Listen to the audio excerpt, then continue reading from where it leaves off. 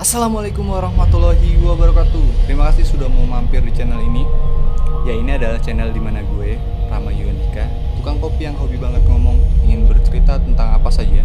Mulai dari sejarah, tentang film, tentang misteri, romantis, fenomena yang terjadi saat ini. Kali ini gue pengen bercerita tentang misteri. Pada bulan Juli 2019 di akhir pekan, saya, Raga, diajak untuk menemani beberapa teman dari Fajar naik ke salah satu gunung yang ada di Jawa Barat.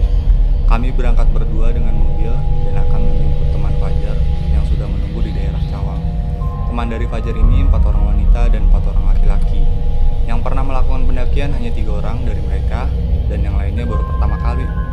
Jadi kami harus ekstra menjaga dan mengarahkan mereka selama melakukan pendakian.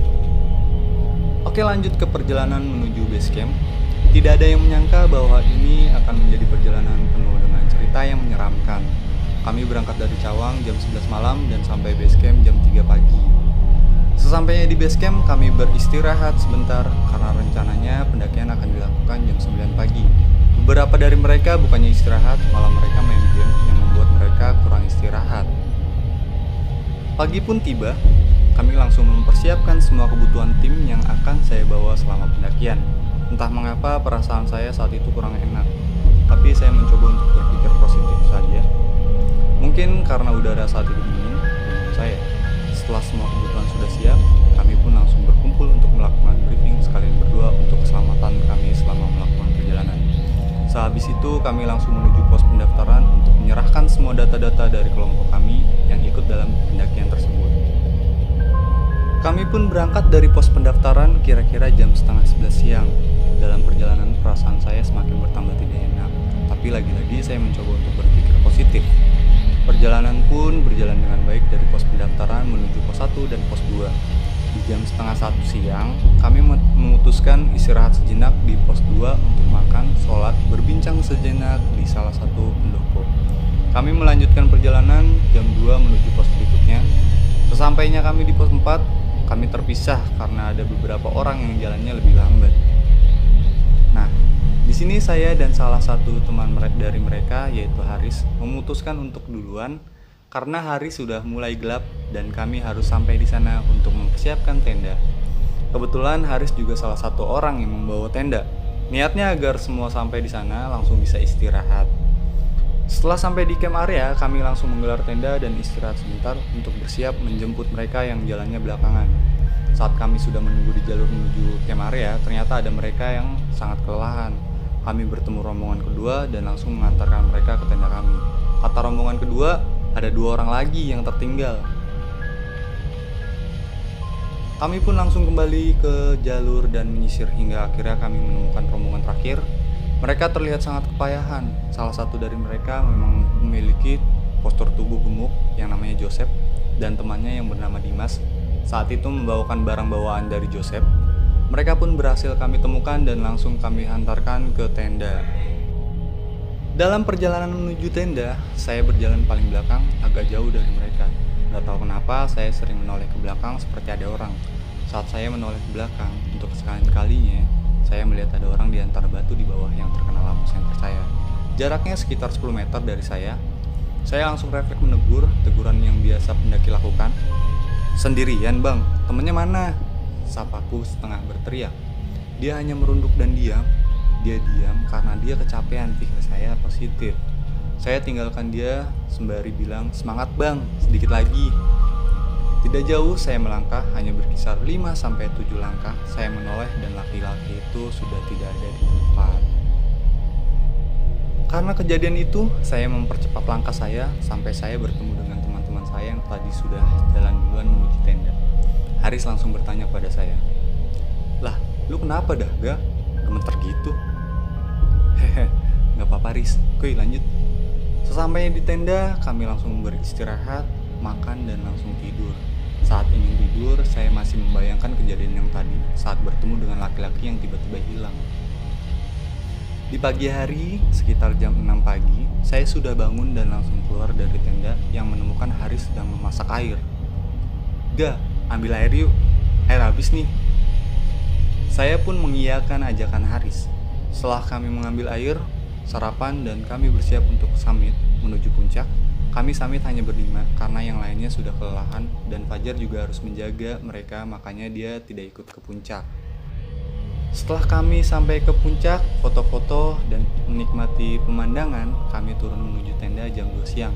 Sesampainya di tenda, kami langsung beristirahat sejenak, makan dan sholat. Setelah itu kami packing untuk turun ke bawah.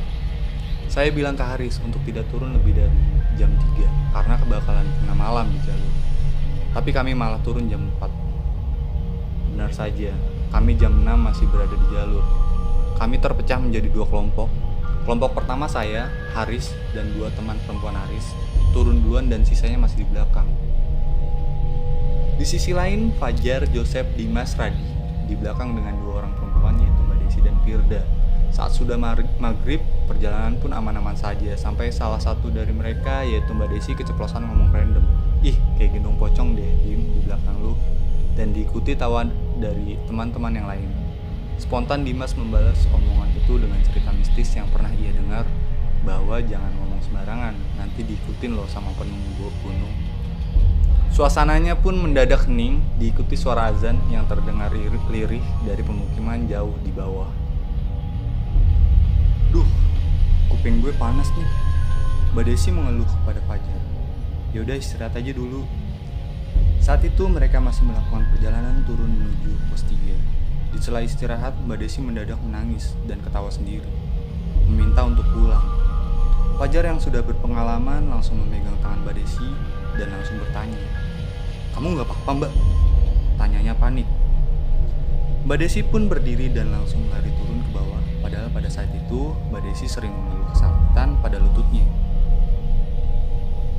Keadaan semakin panik. Radi membantu Fajar memegangi tangan Mbak Desi yang saat itu berlari menuju jurang. Mbak Desi terus menangis dan meminta untuk pulang. "Mau pulang kemana sih?" tanya Fajar tenang, agar yang lain tidak ikut panik. Dimas spontan memberitahu yang lain agar berdoa dan jangan sampai kosong pikirannya. Dimas terpaksa membawa barang bawaan dari Radi yang sedang memegangi Mbak Desi agar tidak terjun bebas ke jurang. Mereka pun terpecah menjadi 2 kelompok lagi, karena Mbak Desi yang sedang kerasukan terus berlari ke bawah harus dipegangi oleh Radi dan Fajar. Dan kelompok lainnya, Dimas, Joseph, dan Firda jalan paling belakang yang saat itu tidak ada rombongan lagi. Joseph mulai kelelahan, begitu juga Dimas yang membawa barang dari Radi. Joseph pun mulai merasakan gejala yang sama seperti Mbak Desi, di mana dia merasakan panas di daerah tengkuk dan kupingnya. "Panas banget tengkuk gua, Pi," ucapnya Joseph ke Firda. Firda yang saat itu juga panik mencoba untuk menenangkan diri dan berusaha menenangkan Joseph. "Jo, lu berdoa aja deh, jangan sampai lu kena juga. Sumpah repot banget, badan lu gede banget anjir." Firda mencoba menenangkan keadaan dengan cadaannya, padahal dia juga panik setengah mati. Akhirnya, Joseph melawan rasa panas itu dan terus berdoa agar semuanya baik-baik saja. Di sisi lain, kelompok Mbak Desi, Radi, dan Fajar bertemu rombongan lain di pos 2 dan langsung membantu mereka. Kebetulan di pos 2 ada orang yang bisa masalah mistis-mistis gitu. Mbak Desi pun diobati dengan doa-doa yang dilakukan oleh salah satu orang yang ada di pos 2. Ternyata tidak sampai situ saja. Setelah Mbak Desi sembuh, tubuhnya pun lemas dan membutuhkan istirahat sebentar. Di sela istirahatnya, beberapa orang perempuan yang kebetulan ada di pos 2 mulai menjerit dan menangis.